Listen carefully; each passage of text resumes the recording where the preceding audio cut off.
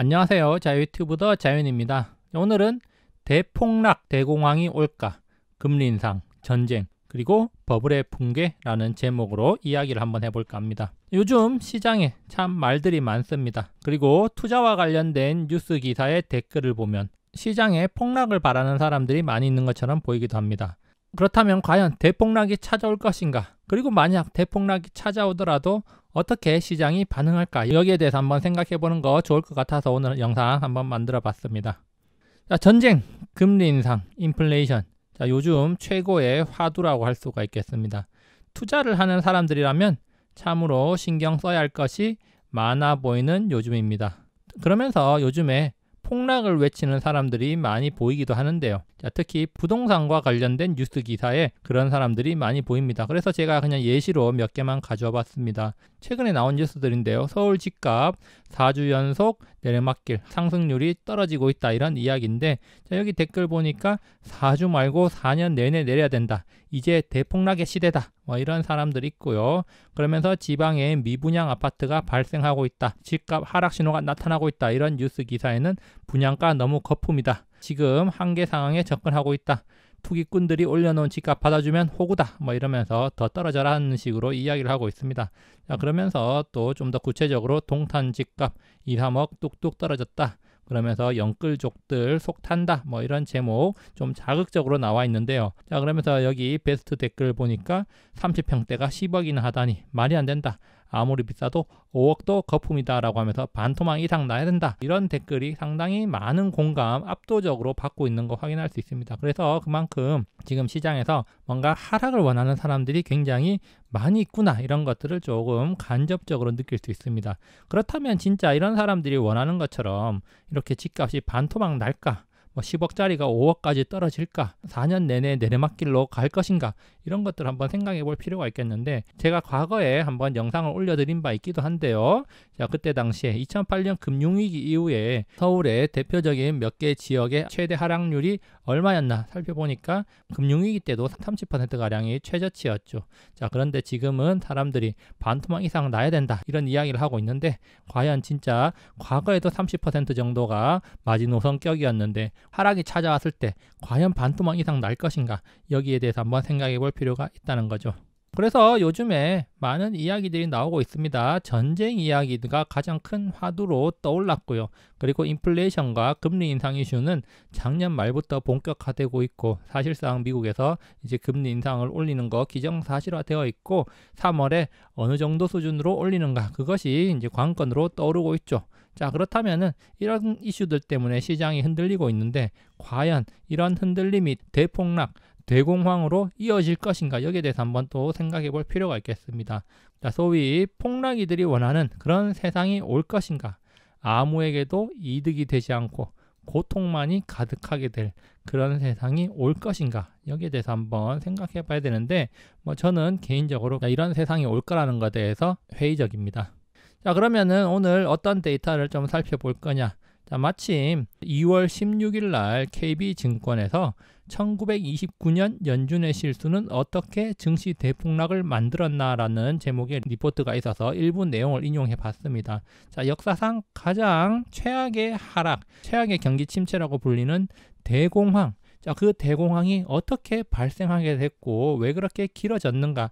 사실상 대공황이 원상 회복되는 데는 10년 이상의 시간이 걸렸습니다. 그만큼 하락의 폭은 깊었고 그것이 회복되는 데도 많은 시간이 걸렸다는 거죠. 그렇다면 그런 일이 왜 일어났는가 한번 살펴보는 게 좋을 것 같은데요.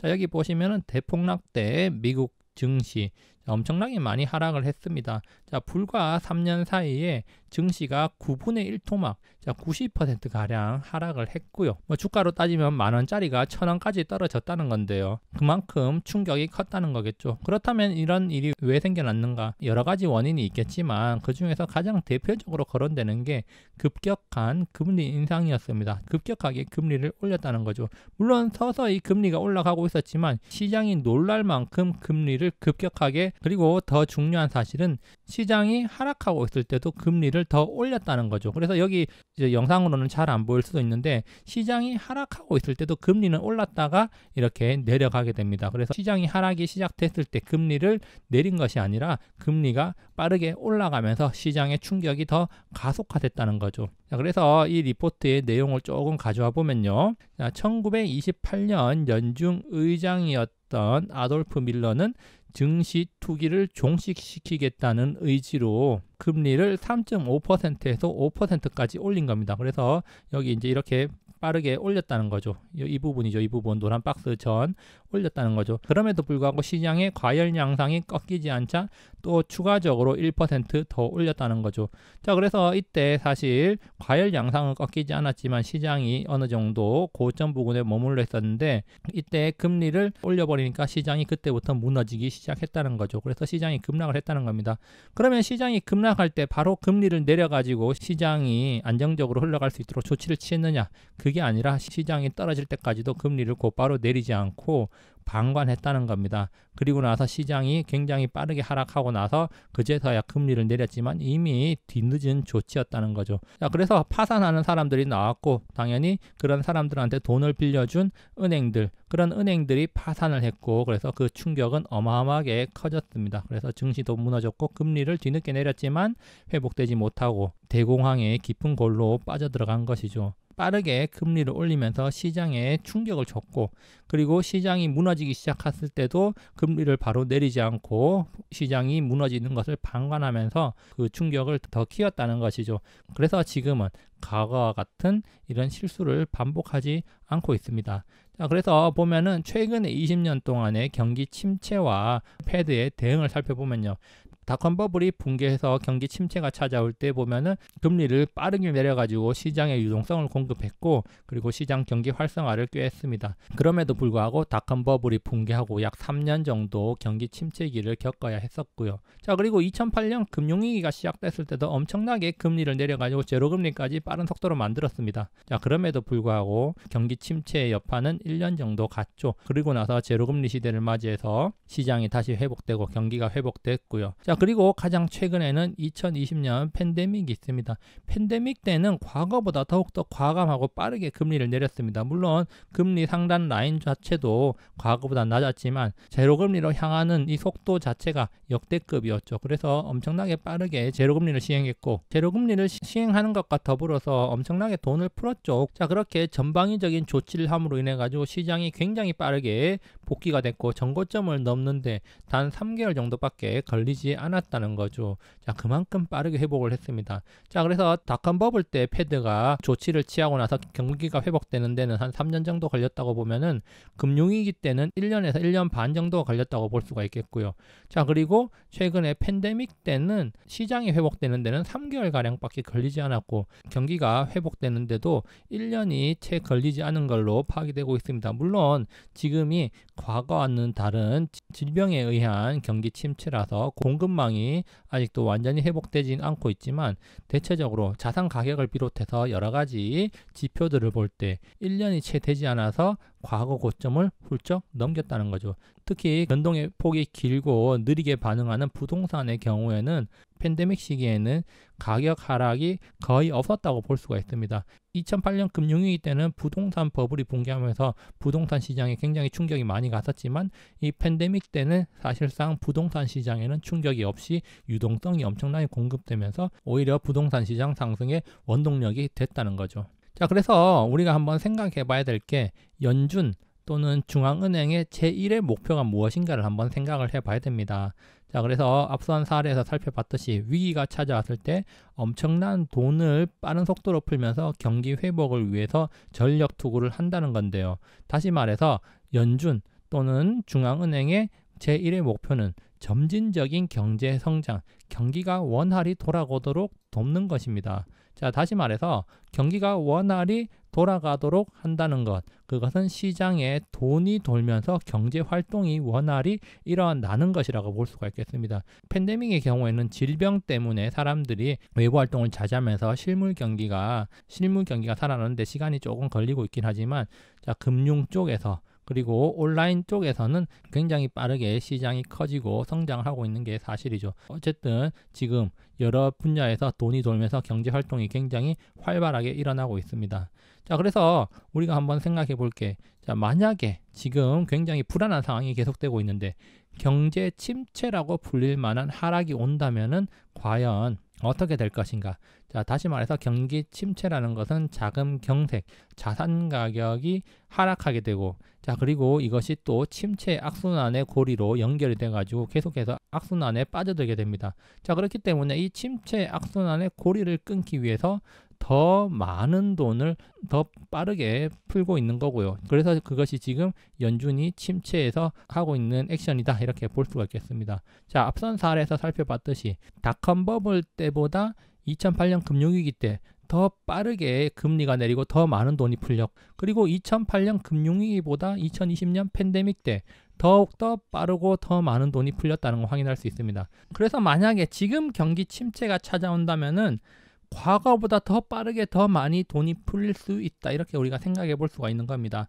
자, 2008년보다 더 많은 게 2020년이었고, 그렇다면 앞으로 또 침체, 대폭락이 찾아온다면 2020년보다 더 빠르고 더 많은 돈이 풀릴 수가 있다는 거죠. 그래서 우리가 생각해야 될 거, 결국에는 연준의 목표가 뭐냐? 자, 연준은 경제적 논리에 의해서 움직여야 되는 당위성이 있습니다. 누구를 응징한다, 어쩐다, 부자들의 돈을 회수해야 된다, 이런 게 아니라는 거죠. 그런 논리에서 의해서 움직이는 게 아니라 경제적 논리에 의해서 경제적 당위성을 가진다는 겁니다. 그래서 연준의 목표는 결국에는 경제 정상화를 시키는 것이지 폭락을 만들려는 게 아니라는 점을 우리가 기억을 해야 됩니다.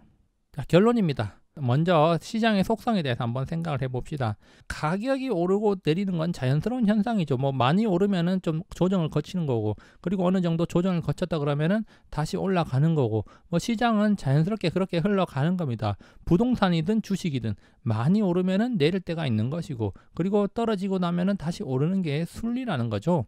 항상 시간이라는 게 필요하고, 올라갈 때도 시간이 필요하지만 내려올 때도 어느 정도 인내의 시간이 필요하고, 그리고 다시 올라가는 거, 그런 것들을 기다리는 시간이 필요하다는 겁니다. 그리고 지금 시점에 우리가 이제 중요하게 생각해야 될 거, 연준은 지금 금리 인상을 하고 양적 축소를 한다고 합니다. 자, 그렇다면 이걸 왜 하는가를 우리가 한번 생각해 볼 필요가 있습니다. 연준이 이걸 왜 할까요? 단순하게 시장을 폭락시키기 위해서 하는 겁니까? 그게 아니죠. 자, 경제 정상화라는 당위성을 실행하기 위한 것입니다. 자, 지금의 관점에서 경제 정상화가 뭡니까?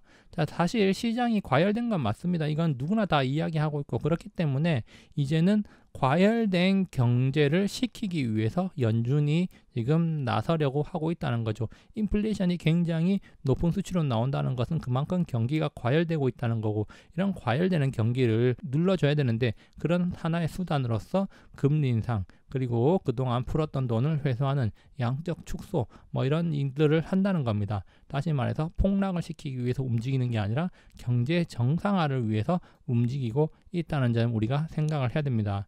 자, 그렇다면은 대폭락이 오는 걸 누가 바라는가? 연준은 절대 아니라는 거죠. 대폭락이 오는 것을 바라는 사람, 자, 세상이 다 망해버렸으면 좋겠다고 생각하는 일부 사람들이 바라고 있습니다. 그러면은 진짜 만약에 대폭락이 찾아온다면, 자, 세상이 다 망해버렸으면 좋겠다고 생각하는 그런 사람들에게 축복이 올까? 그런 사람들이 행복해질까? 저는 절대 그렇지 않을 거라고 생각합니다. 오히려 그런 사람들은 더욱더 고통 속으로 빠져들 가능성이 높다고 보고요. 그렇지만 만약에 진짜 폭락이 찾아온다면은 연준은 더 많은 돈을 풀 것이고, 자산 가격은 더 높이 상승할 가능성이 높습니다. 물론 일시적으로 가격이 하락할 수는 있겠지만, 또 이렇게 가격이 하락했을 때 그런 자산을 사들일 수 있는 사람들은 결국에는 가진 사람들이지 폭락을 외치는 그런 사람들이 아니라는 겁니다. 그렇기 때문에 폭락이 온다는 것, 대폭락이 찾아온다는 거, 그런 것들을 바라고 살아가는 거, 그거 자체가 별로 좋은 일은 아니지만, 만약에 폭락이 온다면은 또 준비된 사람들에게는 오히려 더 좋은 기회가 될 수도 있다. 물론 연준이 원하는 거는 폭락이 아니라 경제 정상화라는 사실을 우리가 기억을 해야 될 겁니다. 여기까지 영상 감상해 주셔서 감사하고 항상 즐거운 하루 보내시기 바랍니다. 감사합니다.